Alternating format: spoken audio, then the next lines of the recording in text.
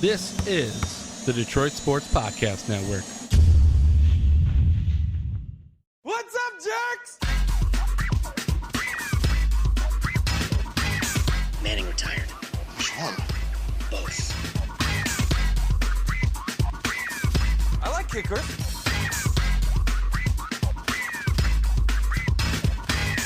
Put him on the board. Hausch Mazzoli. Got it. Championship. Hello and welcome to the Week 7 edition of the Fantasy Nerds on the Detroit Sports Podcast Network, brought to you by the Fan Up Network. As always, I am your host, Jason Jarvi. Follow me on Twitter at Jarvi the King. And we got a lot to get into this week with some pretty big matchups. You're just about halfway through the fantasy season, and I'm trying to help you out as much as I can to get you to that fantasy championship and for you to win that title, because nothing feels better. And I'm going to start by recapping the Thursday night football game. It was the Chicago Bears at the Green Bay Packers. Both of these teams came in. They weren't really playing their best football. And, everybody knows the Chicago Bears have sucked.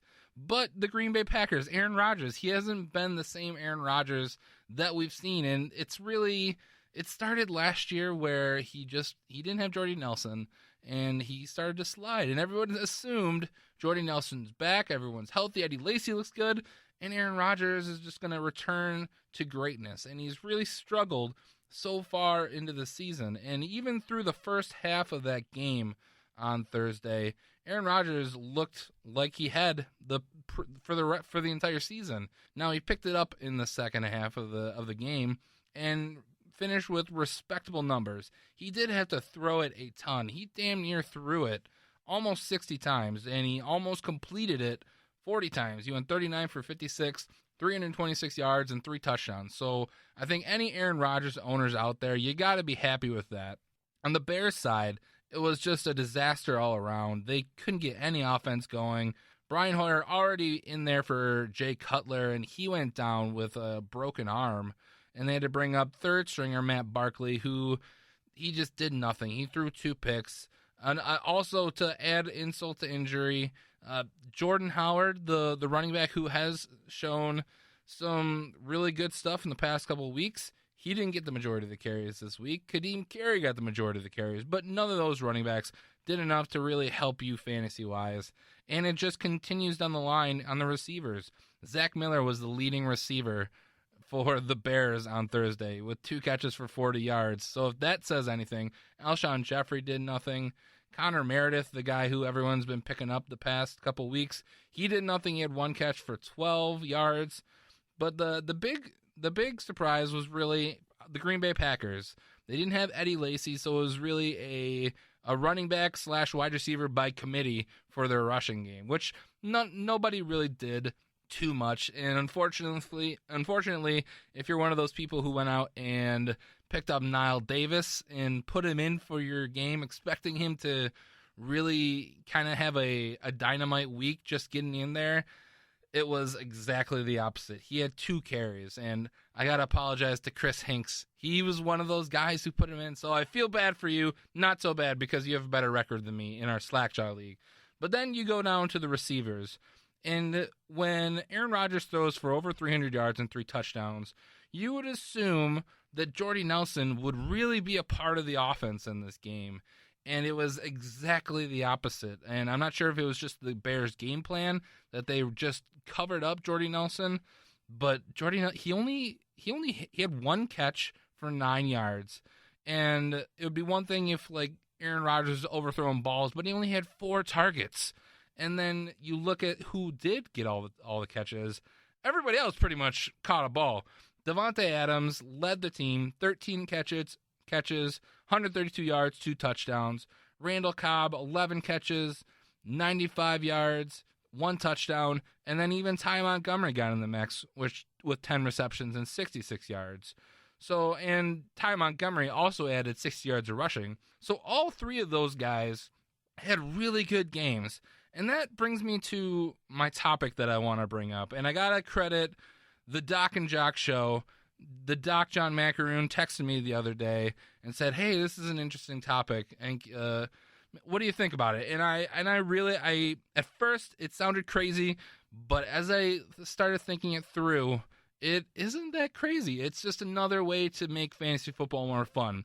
So when you have players like Devontae Adams, Randall Cobb, and Ty Montgomery probably isn't on most people's teams, but Randall Cobb and Devontae Adams, there's a good chance that they're on your teams and they may have been on your bench. So you have all these points sitting on your bench this week when the guys that you have in may just be complete duds.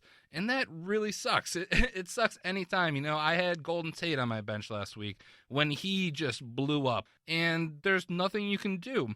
So the thing that John threw out is there a way that you can get around this of, you have these big players, but they're just sitting on your bench? And the fantasy football traditionalists will say, this is how fantasy football is done. It's the only way. You put in your starters and you go with them. But what if there was an option that you could sub in a player from your bench to your starting lineup after they've played, if they have that big performance? And probably the first question you're going to say is, doesn't that take the fun out of it? Because it's a lot like gambling. You're putting your money down on these 8 or 9 players to have a really good game, and now you're going to try and mix it up by saying, well, if you have somebody good who you didn't play, you can sub them in on your team. Now, it sounds bad, but if you do it the right way, you can really make this a fun thing to do. So probably the first thing you want to do, if you wanted to have this substitute a player after they've already played, you're going to want to make it a really special thing to do. So, and by special, I mean you can really only do it once. It's like a coach's challenge. You don't get unlimited coach's challenge. You only get to do this once in a season. So if there's a chance, if early in the season you have a guy blow up and it would make the difference in a game, if you can sub them in, it wins you that game, but maybe down the road there's another instance where this happens and you can't sub them in. Another way you can add more value to it is you actually put money on it. Now, for leagues out there that are free leagues, it's kind of hard to do this because there's no money involved. But definitely in big money leagues, if you make it so you have to pay so much to sub in a player, but if you really want to get this win, it's a high risk, high reward. You're putting money in because you want to win this game, and you're still not guaranteed winning the championship. But if you do win the championship, you get your money back, and you ultimately win the championship. So I think that's another way. It's like doubling down in blackjack. If you get two, it's doubling down. You're trying to get your money's worth. And then I worked it out. I think that there's an easy and a hard way. And I was going to describe the hard way in a lot of detail, but it's so complicated. As I'm typing it out, it's just like it's a little ridiculous, and it kind of takes the fun away of it. Now, I mean, if you're a sick person like me who overthinks things, it might be interesting. So I'll briefly discuss the hard way to do this. The hard way to do this would be if you have somebody on Thursday night or a 1:00 game do really good. You have to sub them in for a player who hasn't played yet. So that means it's easier for the Thursday night football games, or if it's a Monday night football game. So if you have a good guy who does really good on Thursday night football, you can switch him out for a Sunday game. But you take that risk of that player might do as good or maybe even better. You're putting more risk on this. And then it gets even crazier on Sunday. If you have a 1:00 game and then you need to put them in for the 4:00 game, it makes it a little crazy, a little difficult. And I think it's more suited towards the players. It would help out when there's players who are injury risks. Say you have a quarterback playing on Monday Night Football, and it's questionable if they're going to play, and it ends up that they don't play. Then you can stick in that quarterback if you really want to get that win that week. But I think that hard way, it's too crazy. If you actually are interested, message me on Twitter, and I'll go into a little bit more detail on how that really should be worked. But the easy way to do it, it really is easy, is at the end of the week, you look at your team, and if there's somebody on your roster who just clearly outscored people, you can sub them in, and you get to do it once a season. Now, with this, I think there is one big issue, and I believe I have the solution. The issue that I think you're going to run into is that you have Team A, they're losing their game, but they have somebody on their bench that they could put in to win that game. So they decide to use it. They win the game, but then Team B sees that. They also have somebody on their bench, and they say, okay, I'm going to put in my guy, and then they win the game. So then Team A, they're going to complain because they assumed that they were going to win this game because they spent their money to make this sub, and they're not going to enjoy that. So I think there is a way around that. And I think what you got to do is you kind of it takes a little bit of time, and you also have to take the commissioner out of it, because the commissioner is a player too. You can't, if a commissioner sees that whoever they're playing wants to sub in a player to give them the victory, they have the upper hand. They can choose if they want to sub or not. So what I think would be a smart idea is you create an email that the commissioner only looks at on Tuesday after all games are played, Tuesday at noon. So what people have to do is they need to email this address by noon on Tuesday. And then, so that way, it's essentially a blind raffle. You send in, you say you want to put this person in over another person. So then nobody knows exactly if they're going to sub. So then you're going to create more strategy. That if you're a person who's lost and you want to try and win, you can do that. And then it creates strategy for the people who've won. If it's a really close game, and it's really down to the end of the season, that something could happen. You never know. Maybe this guy is going to use this and try and beat me. So maybe even if they've won, they may still sub in somebody to try and pad their point total so they can get the victory. So you send in your emails by Tuesday at noon, and then commissioner looks at it. He hasn't looked at it before, and then it goes by that. I think that's the most fair way. Nobody really sees that. Nobody sees that somebody's trying to get cheated. So it is a lot more work for the commissioner, and it just adds more instances where things could mess up. I mean, for traditional fantasy football players, the biggest thing you're going to have in leagues is people aren't going to want to do this. You're probably going to have maybe 2 or 3 diehard fantasy football players who look at this and see that it's a really, really cool thing to do. But the majority of the players, they don't care about it. They don't want to spend the extra money. They don't want to have to worry about, losing a game if they've already won. So probably the biggest thing that you're going to have to hurdle is the people actually wanting to try and do this. But I'm throwing it out there, and I want to thank Doc and Jock again.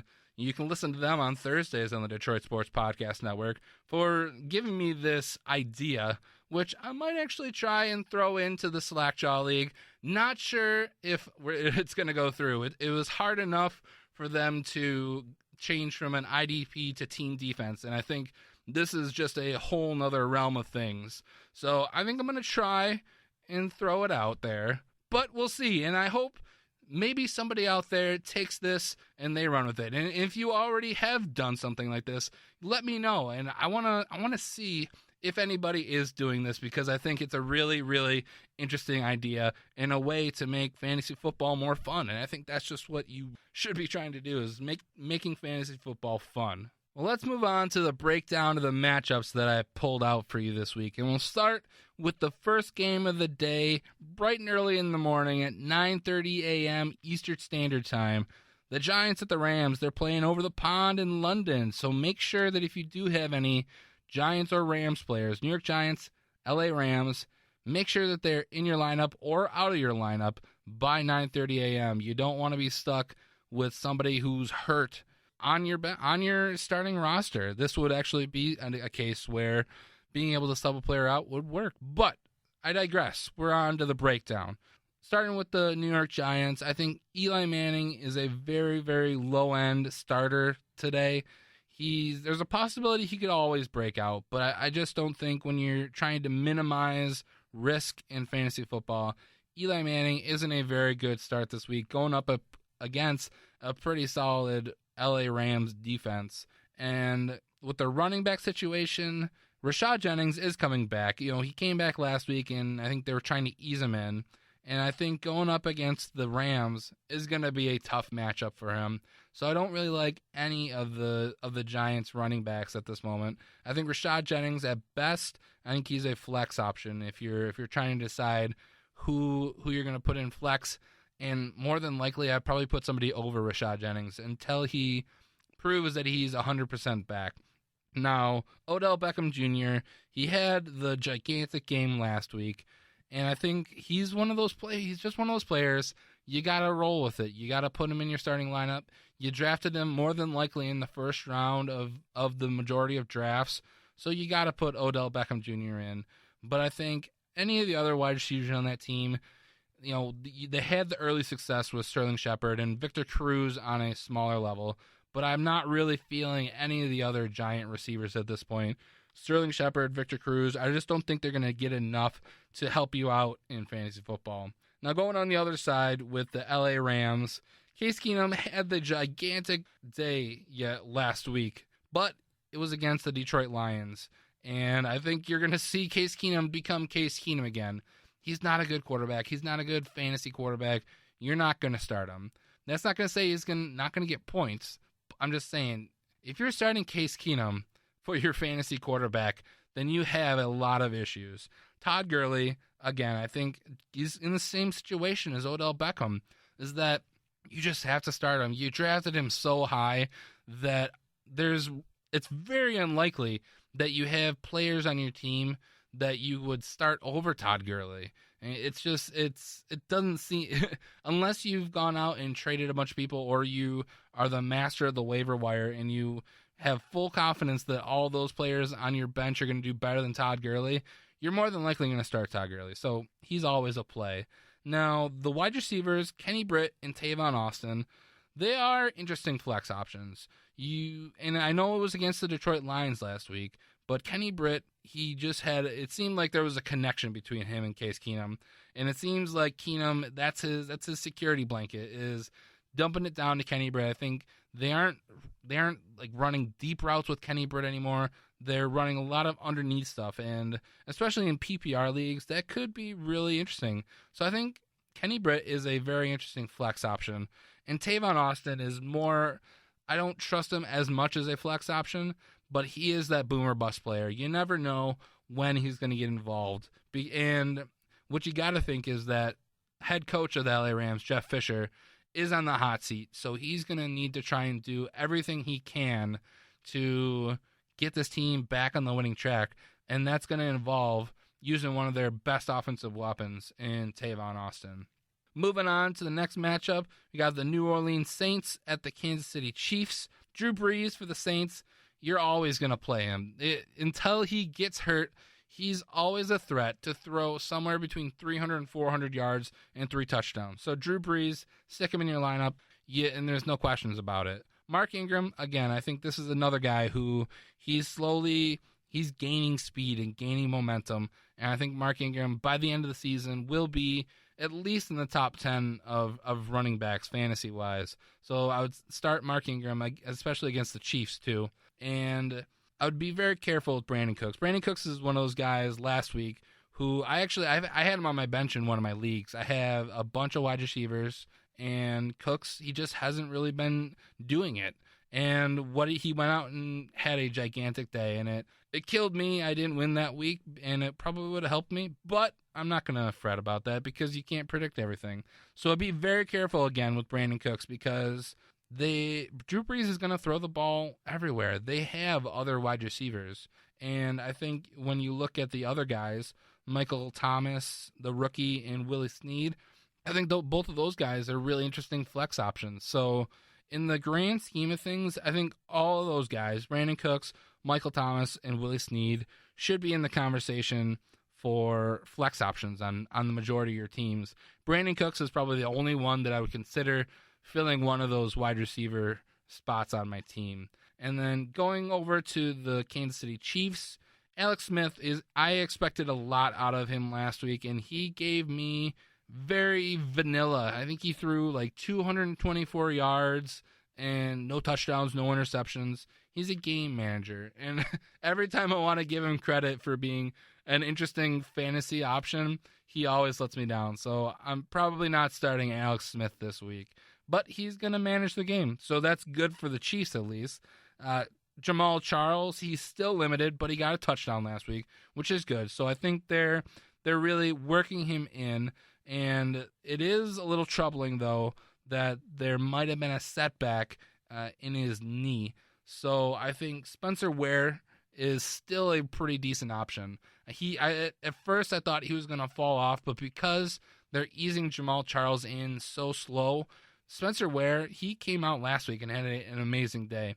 So I think Spencer Ware, especially against the New Orleans Saints, I think he's a good play. I would be careful if you want to put Jamal Charles in. I think he probably falls to the flex spot in most leagues, and I'd probably look to try and replace him because I'm not sure if he's going to get the majority of those carries. And it's honestly hard for me to even to vote for any of the Kansas City Chiefs wide receivers. I like Jeremy Maclin. I liked him when he was in Philadelphia, and he had an okay season with Kansas City, but you never know when he's going to have that game. So more often than not, I'd probably leave all the Kansas City wide receivers on your bench. Jeremy Maclin would be the only one, and if anything, I'm putting him in for a flex. Going on to the Buffalo Bills at the Miami Dolphins, I think Tyrod Taylor, he's an interesting bye week starter. He has been quietly putting up points, and I know last year he kind of came out hot, and he was the hot pickup early in leagues. And I think, especially this week, with LaShawn McCoy out, they're going to lean on Tyrod Taylor to try and carry this team. So I think Tyrod Taylor is an interesting start this week if you have him as your backup quarterback. You could be in for a big day from Tyrod Taylor. Now, I mentioned LaShawn McCoy. He is been ruled out already for this game. So I think automatically Mike Gillislee is going to be the starting running back. And the Bills have one of the best rushing attacks in the league. So I think Mike Gillislee, you should put him into your lineup this week. And I think he's going to give you some pretty decent production. I think at best, I think you put him at flex and hope for the best. And then I also think the wide receiver Robert Woods, he's also a decent flex option. You've seen Tyrod Taylor. He's thrown it around to some of the other receivers, the Marquise Goodwins, the other guys that they got on their team. But the only one that he really consistently comes back to is Robert Woods. With no Sammy Watkins, Woods is the number one wide receiver there. So I think he's an interesting flex option this week, especially if Tyrod Taylor is going to be throwing the ball a little bit more. Going on the other side with the Miami Dolphins, Ryan Tannehill, not a fantasy quarterback. This is another guy who they have high hopes for, and he just never seems to be able to connect. So Ryan Tannehill, not a starter in fantasy. And probably the biggest pickup on the waiver wire this week, if he was out there, was Jay Ajayi, the running back for the Miami Dolphins. And I think he's going to shoot up. You're going to see him in the majority of rosters this week. And I'm not sure if that's a good thing or a bad thing, because the Bills do have a pretty solid defense. So Jay Ajayi, if you're putting him in your lineup, be very careful, because there's a very good likelihood that he may not have the same production that he had last week. The wide receivers, Jarvis Landry, again, I've said it before, he's going to get the majority of the targets, so he's going to get enough production to help you out fantasy-wise, but it's really hard to play any of those other wide receivers. If I had to pick one to even just target or to have on my radar, would be Devontae Parker, but I said earlier in episodes that Devontae Parker was good enough for a flex. I'm just not sure at this point. I think he's good enough to be on your radar and maybe even be on your bench, but only in emergency situations should you be starting Devontae Parker. Going on to the next matchup, we got the Washington Redskins at my hometown Detroit Lions. And, I mean, the Lions, if you listen to the Motor City Sports Rant, I just don't understand what they're doing. But I think this is going to be an interesting game. Kirk Cousins, if Case Keenum can go off on the Detroit Lions, Kirk Cousins should have no problem putting up some pretty decent numbers against the Detroit Lions. So I would probably, unless you have somebody better to start over Kirk Cousins, I'd put him in your starting lineup and pencil him in for close to 300 yards and at least 2 touchdowns. I think Matt Jones is just proved it. He's proved week in, week out now. He's past his injury. It's not going to be an issue. And Matt Jones, I think you put him in your roster too. I think he's going to have a good day. And the wide receiver situation is a little interesting. Deshaun Jackson has been limited in practice, and they're saying he should play, but I think Kirk Cousins is probably going to throw the ball around. So I think Deshaun Jackson, if he plays, I'd probably stick him in there, wide receiver 2, and maybe even a flex play. And I think Pierre Garçon is actually a sleeper this week because the Lions can usually cover at least one wide receiver. So if they are able to take away Deshaun Jackson, Pierre Garçon may be the benefactor of that and you just get some garbage yards. And then the Lions have big troubles with tight ends, which they catch a break with Jordan Reed being ruled out already. But now you have to deal with Vernon Davis, who Vernon Davis isn't that far removed from being a really good fantasy tight end. So I think he's a sleeper tight end this week, going up against a Lions defense who just cannot cover. They can't cover tight ends. So I think Vernon Davis could have a big day against the Lions this week. And going on to the Detroit Lions, Matthew Stafford, he's playing probably some of the best football of his career right now. And that's outside of fantasy. That's actually being an NFL quarterback. He's probably playing at the highest level he ever has. And that's without Calvin Johnson. He's also still a really good fantasy option. So you're going to play Matthew Stafford. The running back situation is a little murky. If Theo Riddick he's going to be a game time decision, and so it's really up in the air if he's going to play. So check back on Sunday if he's going to play. If he does, I'd be very careful. I wouldn't put him in over a starting running back. I would probably consider putting him in the flex role, and really mainly in PPR leagues. In standard leagues, Theo Riddick just doesn't really have that value. And then any other running backs, they're not going to do much for you. Zach Zenner, Dwayne Washington, they're at this point in time, they're not going to produce for you fantasy-wise. Marvin Jones, I think he's proven. He's the number one option on the team right now. I think you put him into your starting lineup and hope for the best. And then I think Golden Tate, who I've been really down on the past couple of weeks, he came in last week and he had the huge game. He showed that he was actually relevant. So I think I'm moving him up slightly. I'm not saying that I'm putting him in one of my starting wide receiver positions, but I think Golden Tate is good enough to be in your flex. I think he's a really, really strong flex. And until he proves that he can continue the rate that he's going at, I think that's where you should probably keep Golden Tate. So I would put him in there and hope for the best with him. And then moving on to the next matchup, you got the Oakland Raiders at the Jacksonville Jaguars. Derek Carr, I think he's right on the borderline of the top 10 of breaking in. And just fantasy-wise, he is a really up-and-coming quarterback. So I think Derek Carr, he's best as a bye-week replacement right now, but I wouldn't be too upset if I had to start Derek Carr this week, because I think going up against the Jaguars, it's a pretty decent matchup. And then at the running back, Latavius Murray is expected to play, but I would be worried, how much is he going to do? What's he actually going to contribute? So if Murray does play, I would be very cautious of putting him in your lineup, just because I'm not sure how much he's going to play and what kind of production he can get you.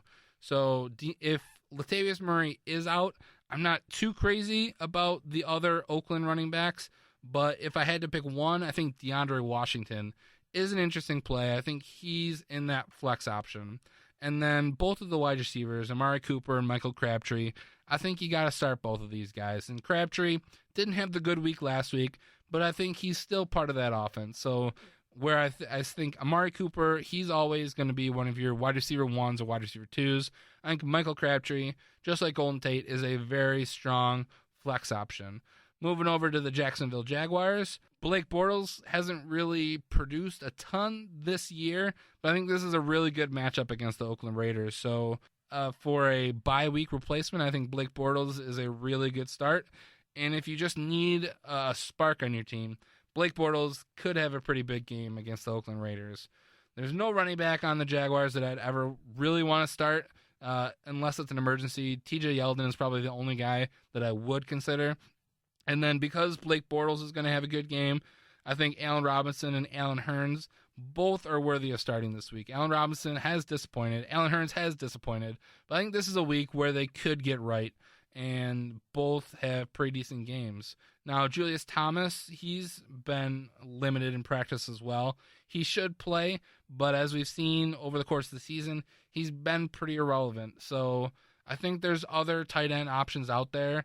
Rookies like Hunter Henry, there's guys out there who are going to produce better, likely, than Julius Thomas this week. I'm going to take a quick break. When I come back, I'll wrap up the rest of the breakdown, and then I'll give you my starts and sits. You're listening to the Fantasy Nerds on the Detroit Sports Podcast Network. The Fantasy Nerd Show is sponsored by the Fan Up Network. They've developed the ultimate fantasy football app. It's a one-stop shop for everything you need. You can track teams and scores across multiple platforms, get latest injury and player news, and access to expert advice.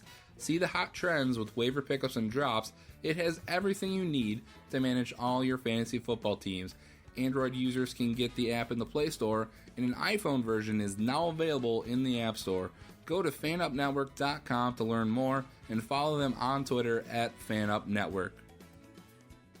Bang, bang, bang, bang! Vamonos, vamonos! Bang, bang, bang!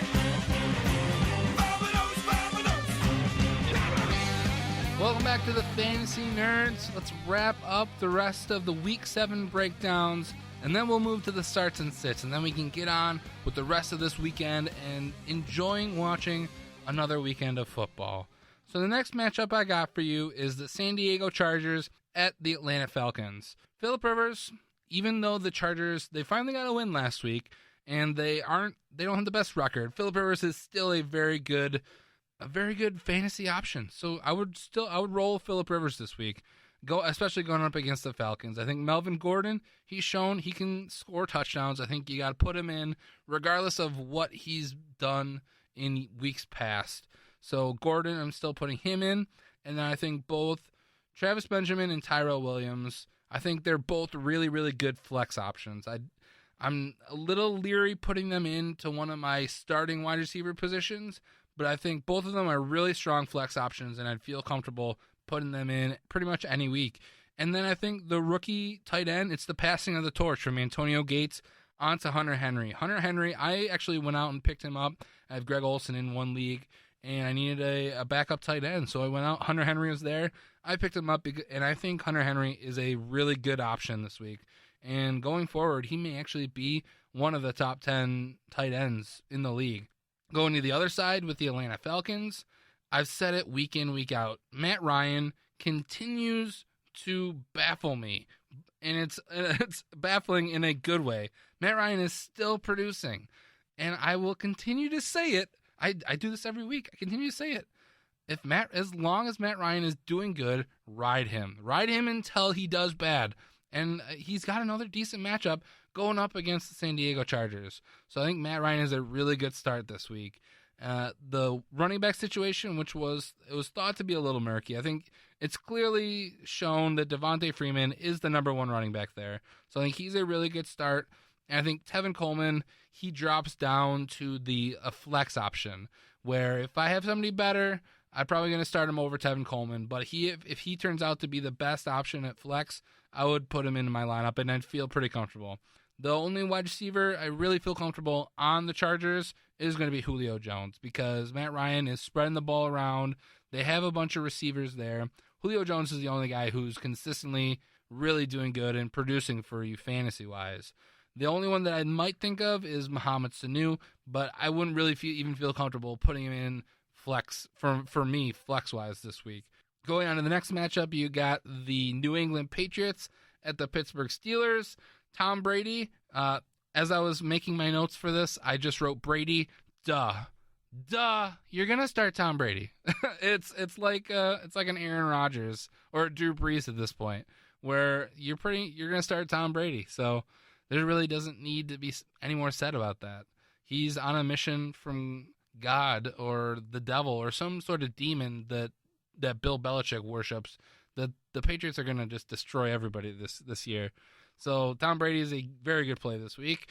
LeGarrette Blount, the running back, I think he's a low-end running back, and I think just because of the way Blount works is that if the Patriots get up, then they're going to go to LeGarrette Blount. They'll hand it off to him about 20, 25 times, and then he'll get his yards, and he's going to be good enough to start. So I think he is a low-end starter this week. Now, I told you last week, and I was really happy that James White really panned out. It was my gut feeling that he was going to have a really good game, and he did. He went out. He only had 19 yards rushing, but then he had 8 catches for 47 yards and 2 touchdowns. So I see that as a win-win. I'm not sure if he's going to if you follow the same pattern where they don't go to the same person every week. So, I mean, when Brady's first week was when he was back, it was Martellus Bennett. And last week, it was a combination of Rob Gronkowski and James White. I have a feeling that it's going to move again this week. So I think James White, I think only in PPR leagues is he a flex option. Otherwise, I'd probably leave him on your bench. And then Julian Edelman, he just hasn't really been doing enough. So I'd probably put him, I think you still got to start him because there's the possibility that this could be the week for Julian Edelman. That Tom Brady is making his way around and he finally finds his little guy, his little friend, Julian Edelman, and he could bust out. So I think you put him in your flex option and hope for the best with Julian Edelman. And then I think with Rob Gronkowski and Martellus Bennett, you've seen in the 2 weeks that Brady's been back that both of these guys can score. So I think you probably have to roll with both of these guys at this point and hope that you can at least split the difference, that it doesn't go in one tight end's favor more than the other, that it's a split job. But I think I have a little bit more confidence in Rob Gronkowski, and I still think you put Martellus Bennett in unless you got a better option that you can play over him. On the other side, with the Steelers, probably one of the biggest injury news of the week, Big Ben Roethlisberger, probably out somewhere between 4 and 6 weeks, and they're going to have their backup Landry Jones starting, which obviously it's a large drop off. I'm just not sure if it's going to be the end of the world for the Steelers. I still think they're going to be they still have a really tremendous offense. They have really great weapons with Le'Veon Bell, with Antonio Brown, and then all their other cast of wide receivers. So Landry Jones at this point, I'm not starting him fantasy-wise, but he does affect everybody else on this team. I think the person that's going to affect the most is going to be Le'Veon Bell, because obviously Le'Veon Bell and Antonio Brown are their 2 biggest weapons. And I think what the Patriots are going to see is that the Antonio Brown, I think they're going to put him on an island with one of their cornerbacks and try and make Landry Jones beat them. So what they're going to load up the box, and Le'Veon Bell is probably going to see a ton of people staring him down across the line. So he could have a tough game this week, but I think you're still going to start him because he is that special type of player. Antonio Brown, I think if the Patriots would be very not. It would be not smart of them to just single cover Antonio Brown. So you'll likely see a combination of putting him on an island or trying to double cover him. So I think Antonio Brown, though, he's still going to get his targets. And Landry Jones may actually look his way a little bit more because he is so reliable. And he could end up with a really good day. But any of the other wide receivers, I don't really feel confident at this point, because Landry Jones doesn't have that gigantic arm that Big Ben does. You saw a couple weeks ago where Sammy Coates had the long 70-yard touchdown. I don't think you're going to get that from Landry Jones. I think You're going to see a little bit more of a game manager type quarterback and probably some more conservative calls. So I think Antonio Brown is the only wide receiver that I really feel comfortable starting for the Steelers this week. Going on to the Sunday night football game, you got the Seattle Seahawks traveling to Arizona to take on the Cardinals. And the Cardinals are really desperate at this point. They were favored. They were one of the top teams to look to go to the Super Bowl this year and had a bad start, and they have been coming back as of late. So I think you're going to have a really feisty Cardinals team at home wanting to beat a division rival. So Russell Wilson, I'd be very cautious. You saw what the Cardinals did last week to Ryan Fitzpatrick, and I'm not comparing Ryan Fitzpatrick to Russell Wilson, but Russell Wilson is dealing with some mobility issues. So if the Cardinals do bring pressure, Russell Wilson could have a tough time this game, and he's going to have to make some quick decisions.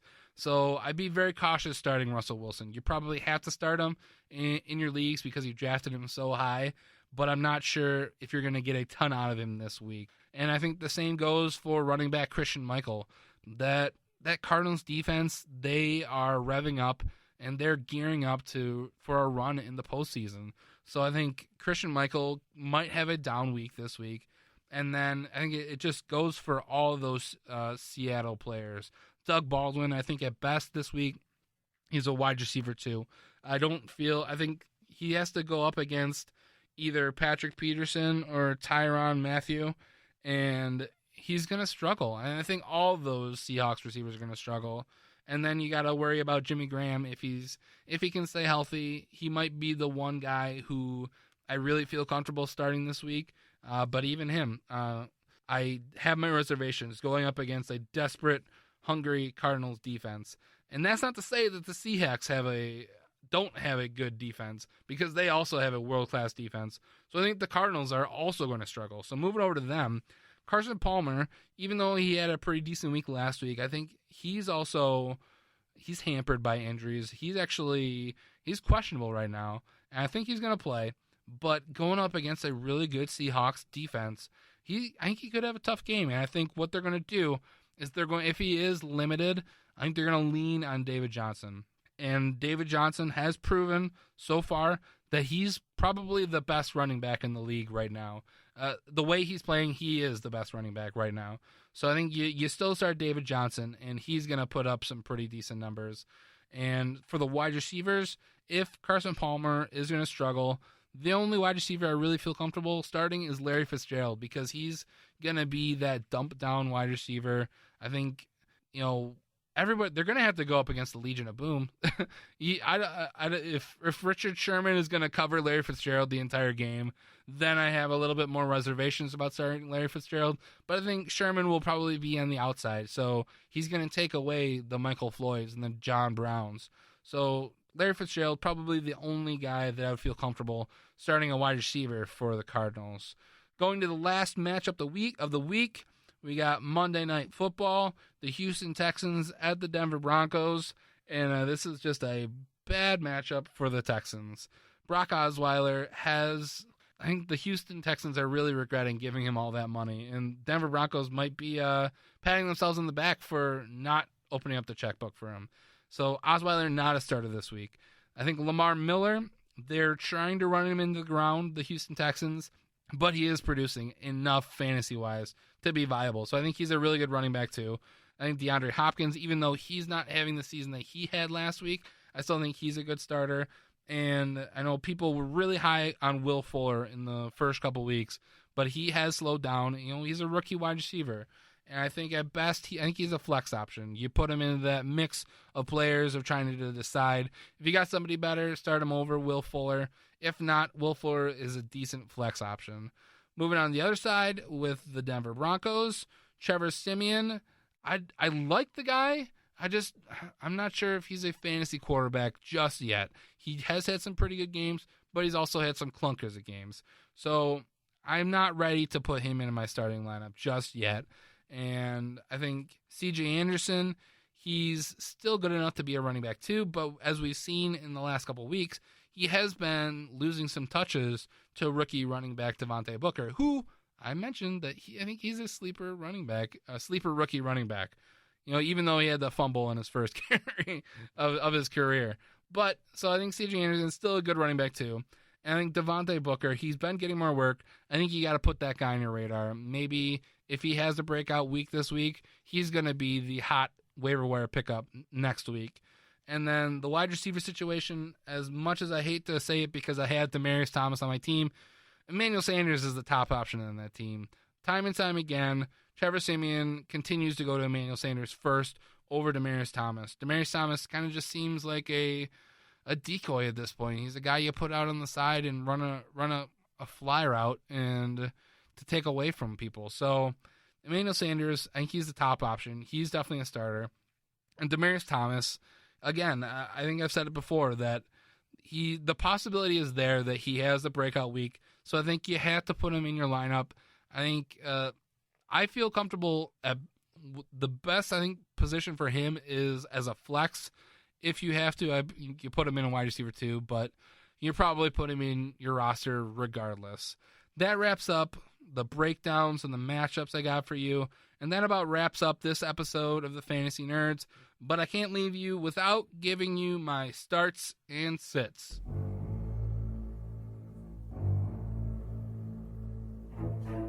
Last week, I was able to go a whopping 3-3 again, so I'm still hovering just above 500 in my weekly starts and sits picks. Hopefully, I can get a little bit better this week. Last week I had the James White pick, which I got to toot my own horn for, and I also told you to sit Jordan Howard, he had a touchdown, but he only had 34 yards. It wasn't a very good start. So this week at quarterback, I think a really good option to start is Jameis Winston. I said before the season even started that the NFC South is going to produce some of the best quarterbacks this year.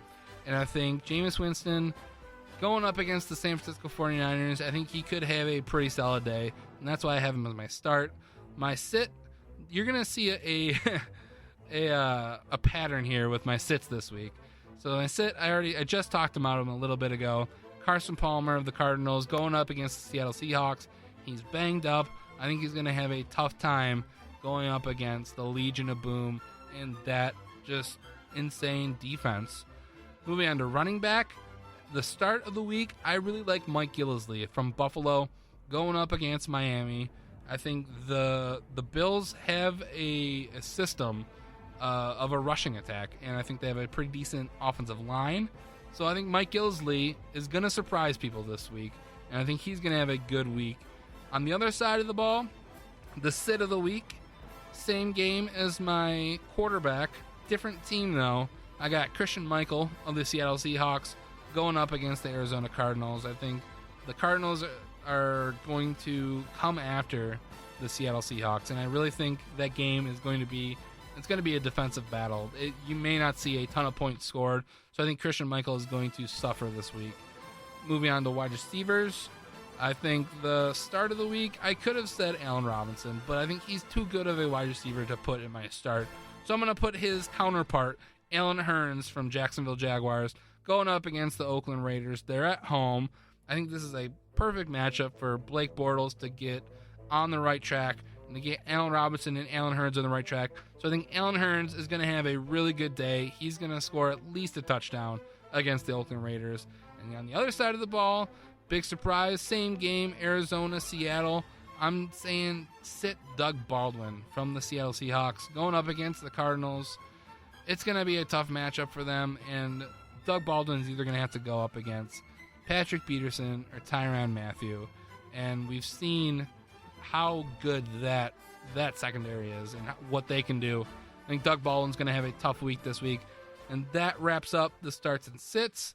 And that about wraps up this episode of the Fantasy Nerds. Thanks for listening. Tune in next week, and I'll break down all of Week 8. And until then, later, nerds.